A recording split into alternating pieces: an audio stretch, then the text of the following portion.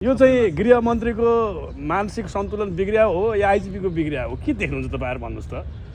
म त्यस्तो तुच्छ शब्दहरू प्रयोग गर्दिनँ। नाममा एकजना सुरेश रजक भन्ने पत्रकार चाहिँ आगो लाएर बिजाउँछ, पीडा हुन्छ। अर्को सञ्चारकर्मी जसले दुर्गा प्रसादले हुर्काएको गाडीको भित्रबाट भिडियो फुटेज खिच्नु भएको थियो, उहाँमाथि राज्य विरुद्धको कसुर, सङ्गठित अपराध, ज्यानमार उद्योग समेत छ क्या उपद्रो, छवटा मुद्दा अलि थोपरिएको छ। सञ्चारकर्मी माथि यत्रो तपाईँहरू चाहिँ मुखमा दही जमाएर बस्नु भएको छ, के गर्नु भएको हो भने न्यायिक छानबिन हुनुपर्छ भनेर हामीले त्यति बेला नै आवाज उठाएका छौँ। उहाँमाथि छानबिन हुनुपर्छ र त्यसको लागि पत्रकार प्रकाश चन्द्र दाहालको सवालमा 6वटा मुद्दा असक्षमताको यो पराकाष्ठा देखिसकेको अहिले पटक पटक विभिन्न घटनाक्रमले देखाइएको तर थियो। मुद्दा बिर्सिनुहुन्छ कि तपाईँहरूले, प्रतिपक्षले मुद्दै खोज्नुहुन्न तपाईँहरू।